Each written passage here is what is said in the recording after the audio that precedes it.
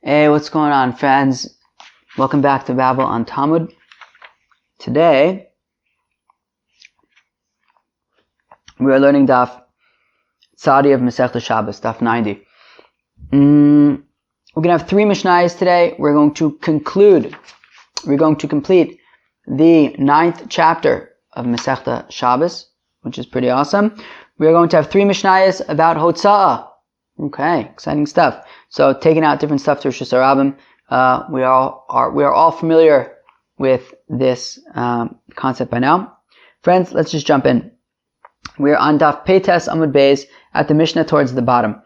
Hamotzi eitzim kedei levashel beitzakala. So somebody who takes out enough wood on Shabbos in order to cook an egg that cooks very quickly, which we have established elsewhere as being a chicken's egg.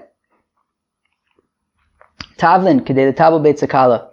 Enough spices in order to spice this chicken egg. And when it comes to spices, the different spices could join together in order to create an amount that you will be chayav for. Klipe agozin, klipe rimonim, istis, ufua. So when it comes to nut shells, pomegranate rind, I guess, istis and pua, which are, safflower, I think, and I don't know, some random thing that I can't remember what it is now. I think it was like on Daf Ein Testament Aleph or something. Yeah, safflower and madder, okay? Anybody know what that is? Anyways, if you take these things out, so kedei litzboa ben beged cut and pisvacha, right? These are ingredients that you use in making different kinds of dyes. So if you take out enough of these raw materials that you'd be able to use to make dyes, in order to dye a sort of little piece of cloth that you would put on these hats that people would wear. Meraglaim neser voris kamuya va'ashlag. So urine, neser, boris, kamuya, and ashlag, in order to wash this little fabric that you would put on these hats. Rabbi Yehuda says enough of these materials in order to remove a kesem. If there is a stain of dam nida, of menstrual blood, so in order to remove it so that it will not be tameh anymore, so then you have to use these cleaning products.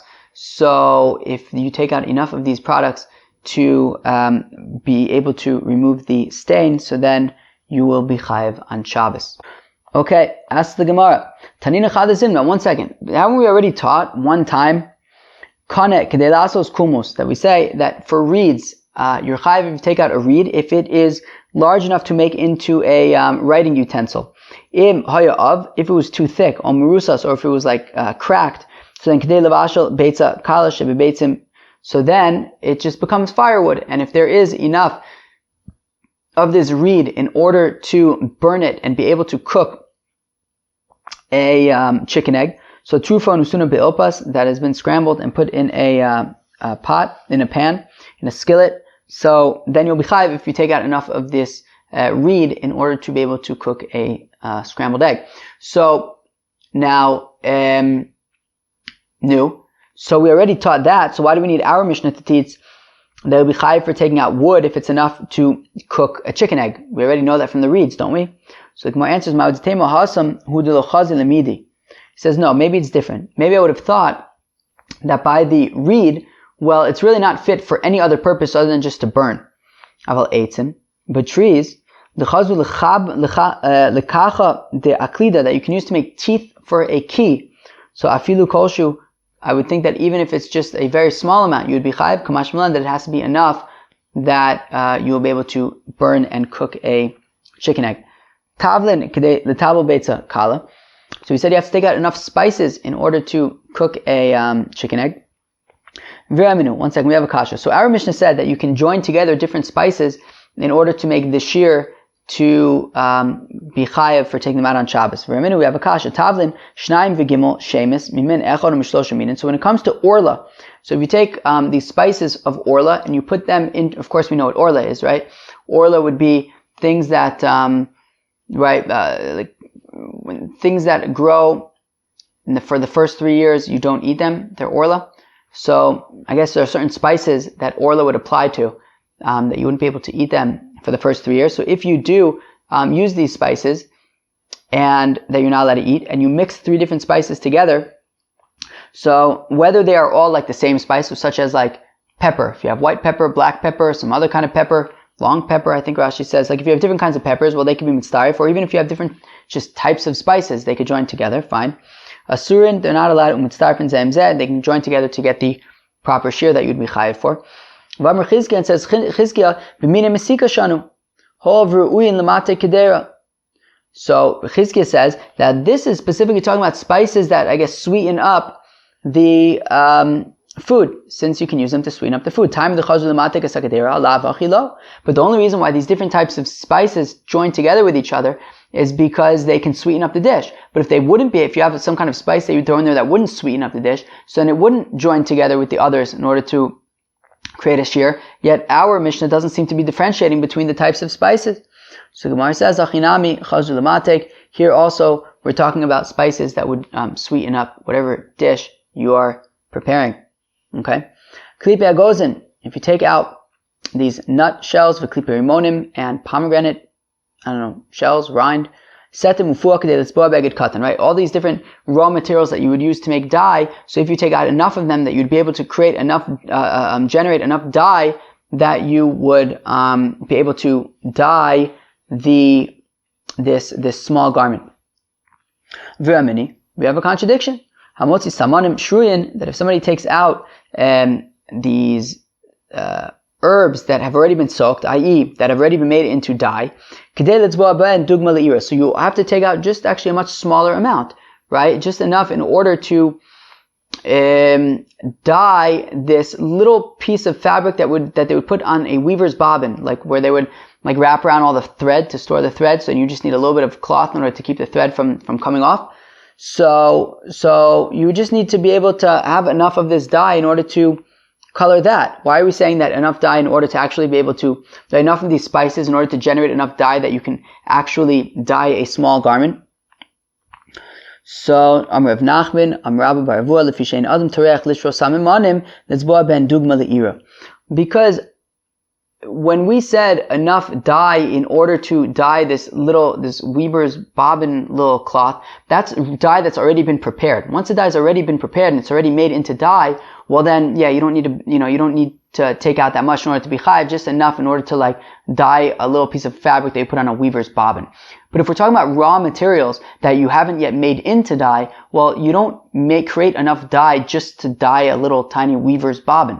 You would create enough dye that you can at least dye this small garment. And therefore, you only chayav if you take out an amount that would be useful to create this amount of dye that would be useful to dye this small garment, which is larger than the amount for the weaver's bobbin.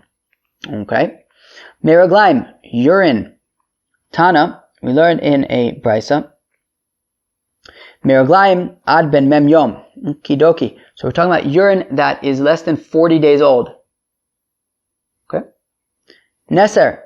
Tana, Neser Alexandris velo Neser apantrin. Okay? So we're talking about Neser that is Alexandris Neser, not apantrin Neser.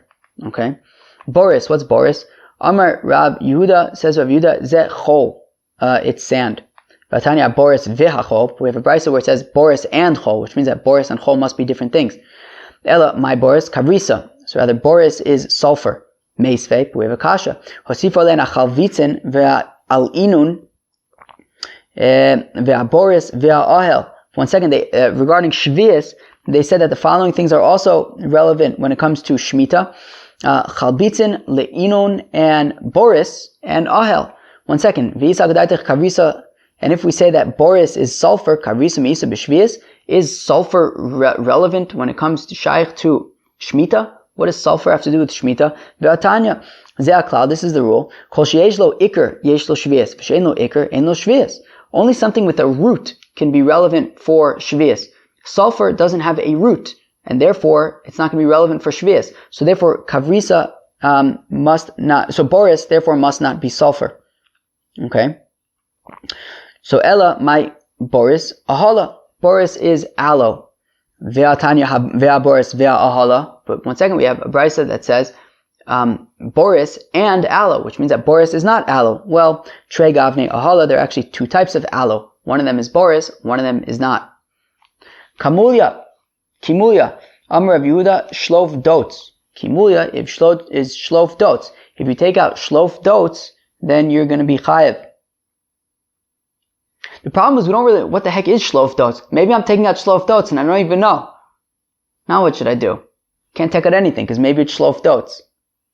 Ashleg, Amr Shmuel, says Shmuel, Shiltinu l'chona chusayama. Oh, so says Shmuel, and we've seen Shmuel say this a number of times, right? He says that he's asked all the seafarers, right? And I think he was on the Tigris, so maybe he was asking the people that would go down to the Tigris over there, dart into the Arabian Sea or something like that. Anyways, so he would ask them about these things. You know what Ashleg is? So Vamrli, they said to me, Shonana Shmei. It's called Shonana, Umishtikach benukfa de Marganisa. And you could find it in the holes of pearls. Umafkele beramtze the firesle, and you take it out with this instrument made out of iron. New Mishnah, Pilpeles kolshu. Okay, if you take out a kolshu of pepper, ve'itran kolshu. Okay, and a little bit of tar. Mine besamim, mine matechos kolshein.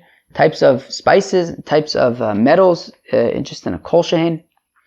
Me'avne ha-mizbeach, u'me'afra ha-mizbeach. If you take from the stones of the mizbeach, or from the dirt that was in the filling of the mizbeach.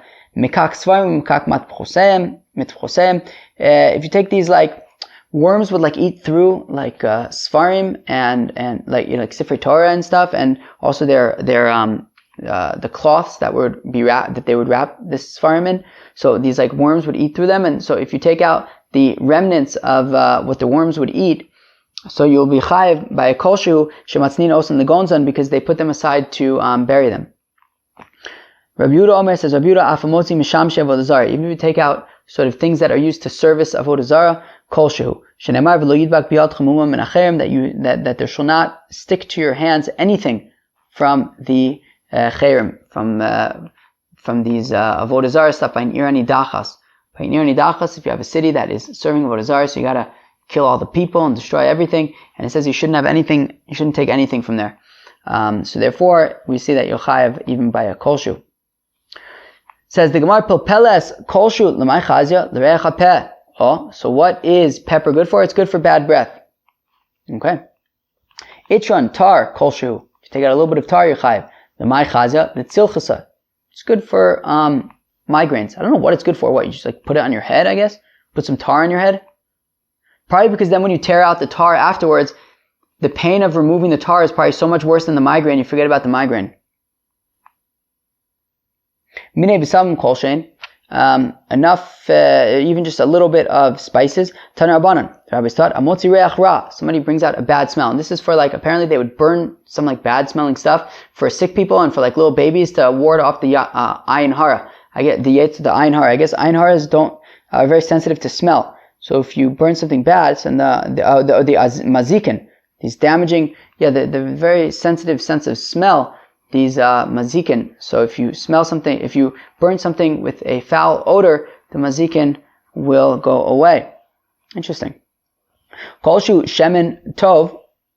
I'm sorry. So amotzi reach ra kolshu. Shemen tov kolshu. Good smelling oil, also a kolshu. Argamon, purple dye, kolshu. Okay, v'sula savered achas, and one petal from a rose. Okay, minimatechos kolshein, small amounts of metal. Okay, l'may chazu, what are they good for? Tani Reb Shimon ben Elazar, Omer says Reb Shimon ben Elazar, shekin roi lasos mimena darbin cotton, because you can make a small ox goad from a little bit of metal. Okay, good to know.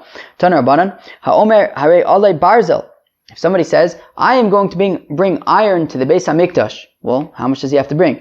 Achirim omrim leifchos me'ama al ama. You shouldn't bring less than 1 amma by 1 amma's worth of iron. The Mai Chazer, what is 1 amma by 1 amma's worth of iron good for? Rav Yosef l'chaya oriv. It's good for a kaya oriv. Basically, on top of the azara of the Beis HaMikdash, they would, or the heichal of the Beis HaMikdash, they would have these things made out of iron that had all sorts of like needles and stuff on it so that the ravens wouldn't hang out on the roof. So if you bring 1 amma by 1 amma is worth of iron, they can use that for those raven keep-awayers. Those who say that Achirim says that you shouldn't have less than a kalya orev's worth of iron. V'chama, and how much is that? Amar Rav Yosef Aman Amma al Amma. Rav Yosef says it's 1 amma by 1 amma. Nechoshes lo yivchos mima kesef. You shouldn't bring out more copper than a ma'a of kesef. Tanya Rabbi Eliezer, Omer says Rabbi Eliezer, lo yivchos mitzinora ketana shel nechoshes. Says Rabbi Eliezer, you shouldn't bring less than 1 small fork of made out of copper. What's it good for? That they use this small copper fork in order to like cut off the ends of the wicks and to clean up the candles. So we say these worms that eat through these svarim and their like garments around them, cloths around them. So Amar Rabbi Yehuda says Rabbi Yehuda mikak de sifrei tchach de shirae ve'ila de inve ufe de te'ene v'ha de rimone kulu sakanta.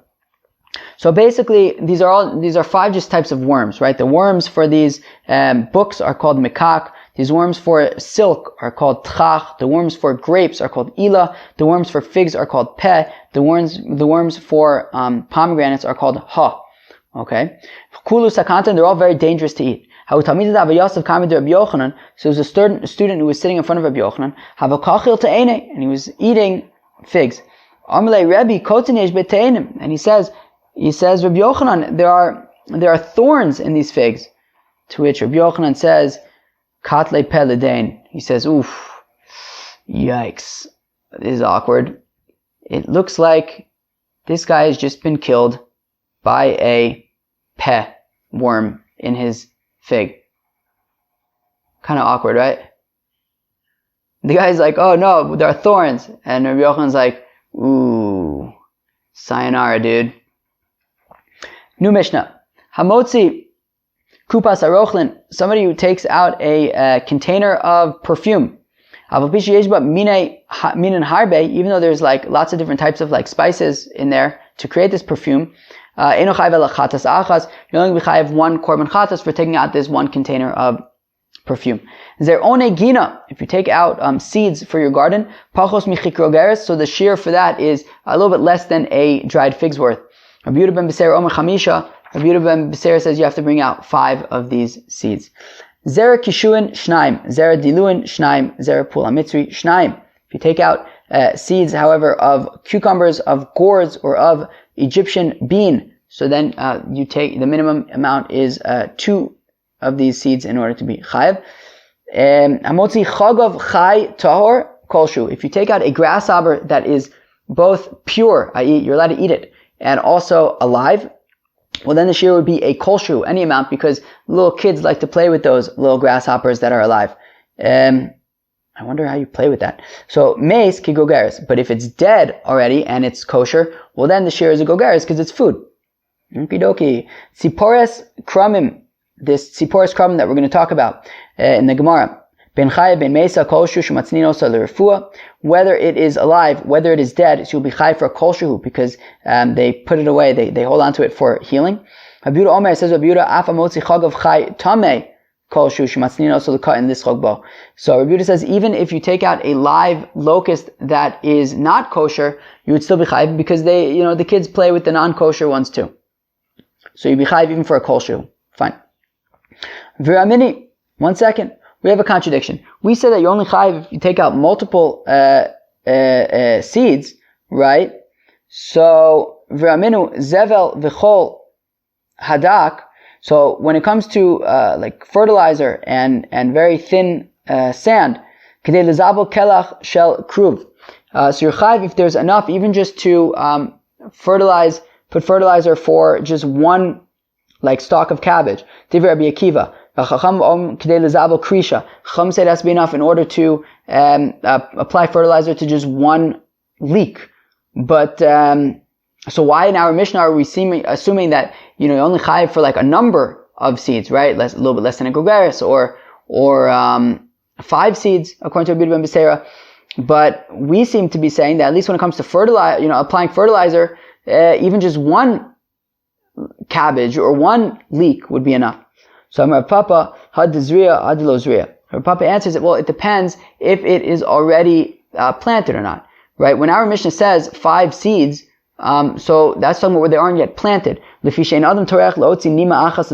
isn't going to toil and burden himself to literally just plant 1 seed. He's going to plant multiple seeds. So therefore, if it's to plant, so then it's going to be only chayiv for multiple seeds. If they're already planted, well, then you care about each and every one because each one has value. So even if it's enough fertilizer to apply to just 1 cabbage or 1 leek, that would be enough. Zera kishuin. When it comes to cucumber seeds, so we say that you're chayiv to bring out 2 of them. So Tanar Rabbanan, amotzi gar'inen. Somebody who takes out date pits. Imlin tia shtaim. If it's in order to plant them, well then you'll be chayiv if you bring out 2 of them. Imla achila, if it's to eat them, okay. Kimlo pi chazir, would be enough to fill up the mouth of a pig. V'chama mlo pi chazir. How much is enough to fill up the mouth of a pig? Achas. I guess just 1 date pit. Im lehasik, if it's in order to burn them, well then kidei levashal beit zakala, it would be enough to be able to cook a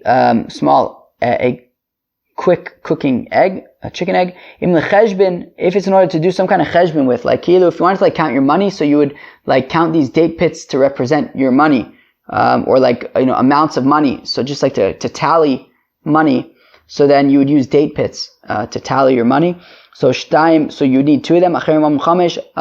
Acherim say no, you wouldn't really use these pits for tallying just 2 of them. You only if you're talking about larger numbers where you'd have to have at least 5 of these pits. Tanu Rabbanan, the rabbis taught hamotzi shnei nimen miznav sus. Somebody who takes out 2 hairs from the tail of a horse, miznav para, or from the tail of a cow. Chayav is going to be liable for otza shematznin osan nishbin, because people use these hairs to make little traps. Miksha shel chazir, if somebody takes out, I guess I don't know too much about pigs' backs, but if somebody takes out, I guess on pigs' backs they had these hard hairs that theoretically you can use for sewing, as a needle. So achas should be chayiv for 1 because you can use it as a needle to thread stuff. Surei dekel shtaim, tore dekel achas.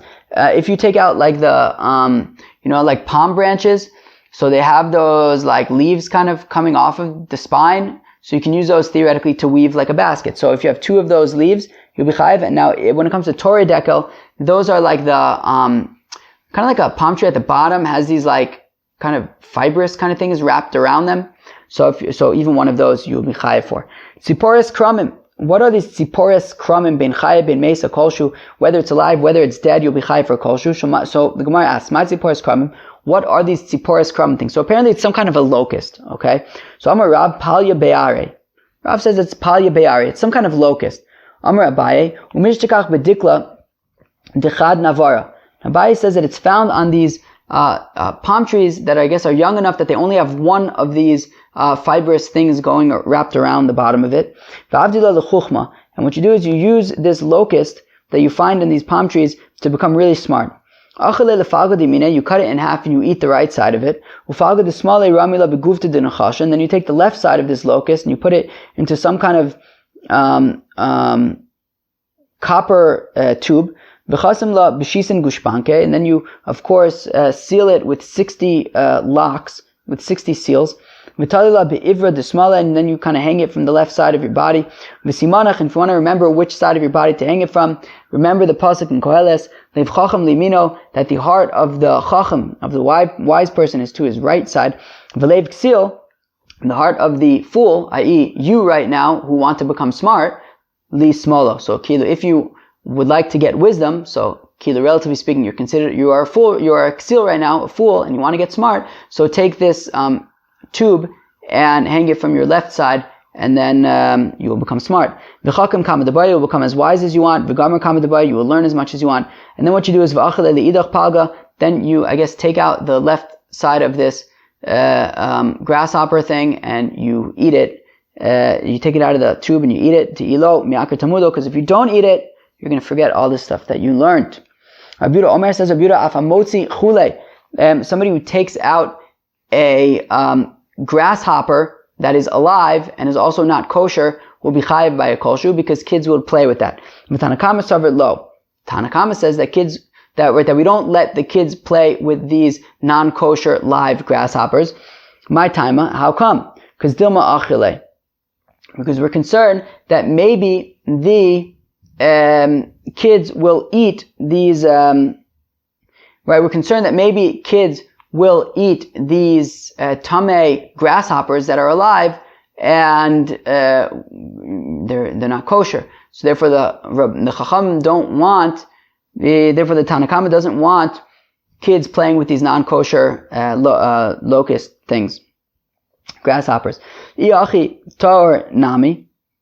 But if so, asks the Gemara, but then you shouldn't even be allowed to play with the live kosher ones, right? Meaning if the concern is that the kids are going to eat these non-kosher grasshoppers, well then we should also be concerned that they're going to eat the kosher grasshoppers, because you're not allowed to eat live grasshoppers. And actually, Rashi says something very interesting. In the Rashi, Dibur Maskul Iyachi Tor, Jeffrey, you had mentioned the other day about Avram and Achai by the chilazon snail. So check out what Rashi says in Dibur Maskul Iyachi Tor. One line into Rashi says, well, let's start from the beginning. So Chai Nami, even if the grasshopper is alive and kosher, you're not allowed to eat it. Dilma achile. We should be concerned that the kids are going to eat it. V'imishum de'ein bo iser Avram and Achai dechagav ein ton shchita. But maybe you'll say, yeah, but what's the problem if the kids eat these kosher live grasshoppers? It's not Avram and Achai. Why isn't it Avram and Achai? Because you don't have to shecht it. You don't have to do shchita on this grasshopper. Therefore, Avram and Achai doesn't apply. So we see that Avram and Achai dafka applies only to things that you have to slaughter. So it wouldn't apply to grasshoppers. It wouldn't apply to the chilazon snail. It wouldn't apply to fish, things like that.